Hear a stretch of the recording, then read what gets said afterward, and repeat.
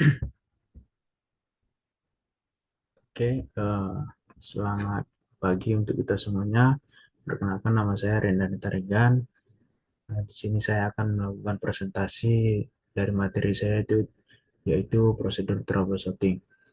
Di mana tugas ini diajukan untuk memenuhi tugas motor diesel dengan dosen pengampu Bapak Rif Darmon, SPD MPDT.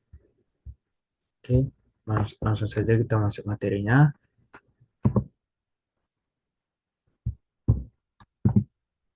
Pendahuluan, troubleshooting adalah suatu permasalahan atau kerusakan di mana kerusakan ini bisa diakibatkan karena kurangnya perawatan pada kendaraan tersebut. Dan banyak mahasiswa yang belum terlalu mengerti kenapa kita harus melakukan perawatan tersebut. Kemudian, kapan dilakukan perbaikan? Pada waktu ketika membeli mobil baru, waktu kendaraan perlu dilakukan servis pertama yaitu ketika kilometer sudah mencapai 1000 kilometer. Kemudian, selanjutnya servis mobil pada jarak 10.000 kilometer atau setiap 6 bulan sekali. Nah, jadi tahap pertama ketika kita membeli mobil, kita akan melakukan servis pertama yaitu pada servis 1000.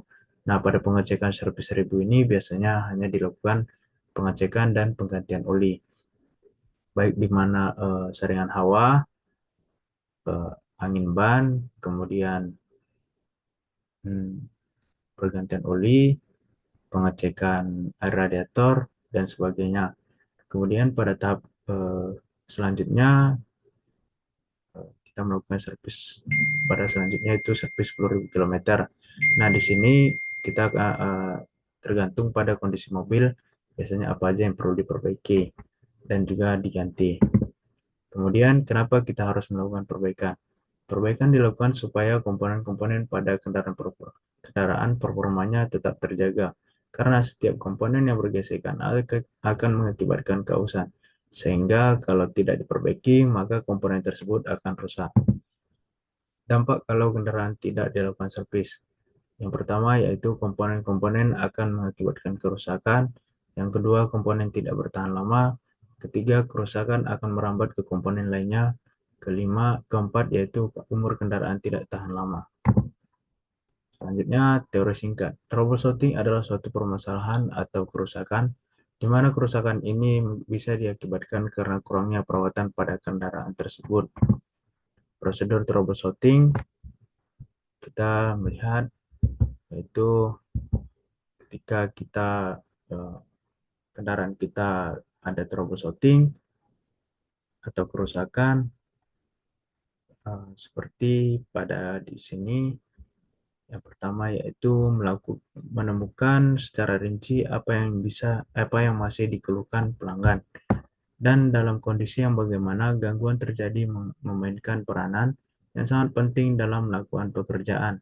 Dengan kata lain, mencari dasar gangguan sangatlah menentukan bagaimana proses pemeriksaan dan apa yang harus diperbaiki. Adalah penting untuk membuat sebuah perbandingan dan spesifikasi kendaraan yang benar dan hasil kemampuan yang aktual. Nah, di sini kita menganalisa keluhan dari customer atau pelanggan, di mana pelanggan atau customer menyebutkan bahwasanya mesin tidak dapat hidup atau berat saat di starter, kemudian putaran idlenya kasar atau mati-mati, selanjutnya tersendat atau akselerasi kurang baik, kemudian selanjutnya penggunaan bahan bakar boros. Nah, di sini customer kita sudah melakukan konfirmasi gejala kerusakan. Kemudian kita melakukan pemeriksaan dan penyetelan pertama pada oli mesin, cairan pendingin, baterai dan terminalnya, saringan udara, drive belt, busi, distributor, dan saat pengapian. Kemudian kita melakukan variasi pemeriksaan. Selanjutnya menentukan area gangguan, dan kemudian penyetelan atau perbaikan, dan terakhir pemeriksaan akhir.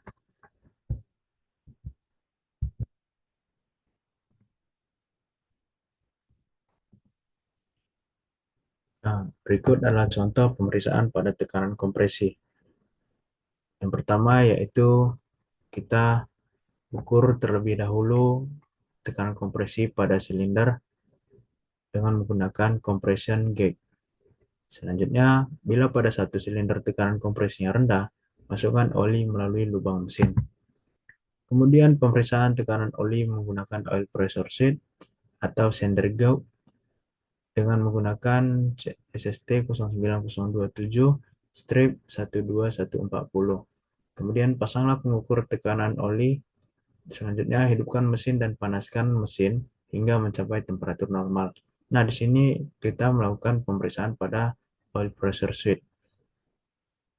Terlihat pada gambar di mana seorang mekanik melakukan pengukuran menggunakan SST atau center gauge. Kemudian ukurlah tekanan oli menggunakan oil pressure gauge dengan spesifikasi pada ideal 0,3 kg cm kuadrat dan pada 300 yaitu 2,5 kg cm kuadrat. Nah, terlihat di sini oil pressure gauge melakukan pengukuran pada switch oli. Nah, di sini ada spesifikasinya pada PT saya. Kemudian selanjutnya yaitu contoh pemeriksaan pada radiator.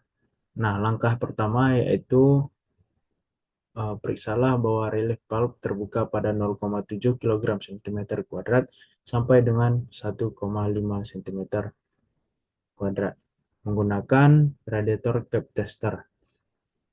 Kemudian selanjutnya memeriksa kebocoran sistem pendingin. Isilah radiator dengan air pendingin dan pasanglah radiator cap tester. Kemudian panaskan mesin.